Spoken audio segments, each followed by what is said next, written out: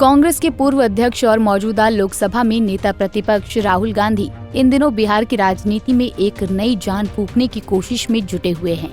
6 महीने में ये उनका 5वां बिहार दौरा है और हर दौरे के साथ ये साफ होता जा रहा है कि कांग्रेस की निगाह अब पूरी तरह से दलित, अति पिछड़ा और मुस्लिम वोट बैंक पर टिकी हुई है। 6 जून को राहुल गांधी बिहार के गया और नालंदा पहुंचे, जहां उन्होंने पहले माउंटेन मैन दशरथ मांझी को श्रद्धांजलि दी, फिर उनके परिवार से मुलाकात की और बाद में राजगीर इंटरनेशनल कन्वेंशन सेंटर में संविधान सुरक्षा सम्मेलन को संबोधित किया। यहाँ राहुल ने दलित प्रबोध जनों के साथ संवाद कर ये स्पष्ट संदेश दिया कि वो अब बिहार की राजनीति में गहराई तक उतरने को तैयार हैं।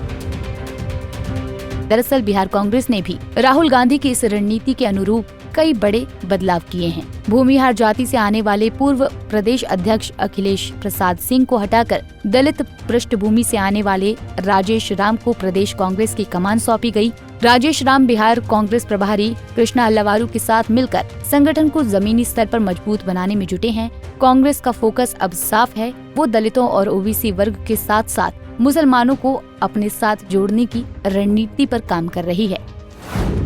राहुल गांधी की 5 यात्राएं राजनीति से प्रेरित। राहुल गांधी की 5 यात्राएं महज राजनीतिक औपचारिकताएं नहीं थी, बल्कि हर बार उनके दौरे में एक संदेश छिपा था। राहुल गांधी ने 18 जनवरी को संविधान सुरक्षा सम्मेलन में शिरकत की, 5 फरवरी को स्वर्गीय जगलाल चौधरी की जयंती पर पहुंचे, 7 अप्रैल को फिर से संविधान सुरक्षा सम्मेलन में भाग लिया, 15 मई को शिक्षा न्याय यात्रा और फिल्म फूले के जरिए उन्होंने सामाजिक न्याय का संदेश दिया और 6 जून को गया और नालंदा के दौरे से ये साफ हुआ कि अब राहुल सीधे जदयू के कोर वोट बैंक को साधने में लगे हुए हैं। नालंदा में राहुल गांधी ने खास तौर पर अति पिछड़ा वर्ग के छात्रों और युवाओं के साथ संवाद किया। ये इलाका मुख्यमंत्री नीतीश कुमार का गृह जिला है और यहाँ जदयू की मजबूत पकड़ मानी जाती है, लेकिन नीतीश अब राजनीतिक और उम्र के जिस मोड़ पर हैं, उसे कांग्रेस एक मौके के रूप में देख रही है। 2023 में हुए जातीय सर्वे के मुताबिक बिहार में दलितों की संख्या करीब 17% है और अति पिछड़ा वर्ग 36% है।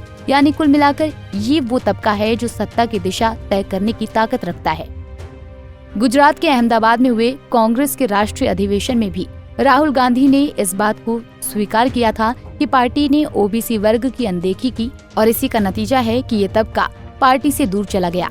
उन्होंने कहा कि कांग्रेस दलित, मुस्लिम और ब्राह्मण वर्ग के बीच उलझती रही और इसी दौरान ओबीसी वर्ग हमसे छिटक गया। इस आत्म मंथन का असर अब बिहार की रणनीति पर साफ दिख रहा है। कन्हैया कुमार के हाथ बिहार कांग्रेस की कमान। कांग्रेस अब कन्हैया कुमार को भी राज्य में एक युवा चेहरे के रूप में उभारने की कोशिश कर रही है। बेगूसराय में शिक्षा केंद्रित रैली और अभियानों में कन्हैया की सक्रियता बढ़ी है और राहुल गांधी भी उनके साथ मंच साझा कर रहे हैं। हालांकि इससे राजद और कांग्रेस के रिश्तों में थोड़ी तल्खी भी आई है। तेजस्वी यादव कन्हैया की बढ़ती भूमिका से सहज नहीं दिखते। कांग्रेस का मानना है कि बिहार की युवा आबादी को अगर पार्टी के साथ जोड़ना है तो कन्हैया जैसे प्रभावशाली और पढ़े लिखे नेताओं को आगे लाना जरूरी है। इसी बीच पूर्णिया से निर्दलीय सांसद बने पप्पू यादव ने कांग्रेस को विधानसभा चुनाव अकेले लड़ने की सलाह दी है। उन्होंने कहा कि जनता अब कांग्रेस को एक विकल्प के रूप में देख रही है और अगर पार्टी चाहे तो वो इस लड़ाई में उनके साथ खड़े रहेंगे। पप्पू यादव ने लोकसभा चुनाव से पहले अपनी पार्टी का कांग्रेस में विलय कर दिया था, लेकिन पूर्णिया सीट से टिकट नहीं मिलने पर निर्दलीय लड़े और जीत दर्ज की। इस जीत ने ये साबित कर दिया था कि जनता अब पुराने गठबंधन समीकरणों से ऊपर उठकर नए विकल्प तलाश रही है।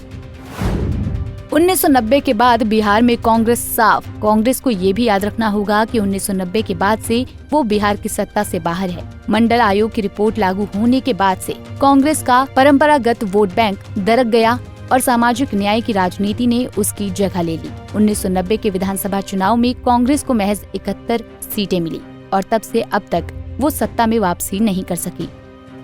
अब जबकि नीतीश कुमार के सामने राजनीतिक उत्तराधिकार का सवाल खड़ा है और भाजपा से रिश्तों को लेकर असमंजस की स्थिति बनी हुई है, तो वहीं कांग्रेस को एक नई शुरुआत का अवसर मिल सकता है, लेकिन इसके लिए उसे जमीनी स्तर पर संगठित काम करना होगा और दलित, पिछड़ा और मुस्लिम वर्ग के बीच भरोसे की नई इबारत लिखनी होगी। राहुल गांधी के बढ़ते दौरों और बदलती राजनीति से ये संकेत जरूर मिलता है कि कांग्रेस अब बिहार में लंबे समय तक सत्ता से दूर रहने के लिए वनवास को खत्म करना चाहती है। अब देखना होगा कि बिहार के आगामी विधानसभा चुनाव में कांग्रेस कुछ नया कर पाती है या नहीं, ये तो आने वाला वक्त बताएगा। Bureau report, Punjab Kesari TV. हमसे जुड़े रहने के लिए हमारे YouTube चैनल को सब्सक्राइब करें और नई वीडियो की नोटिफिकेशन के लिए बेल आइकॉन को दबाएं।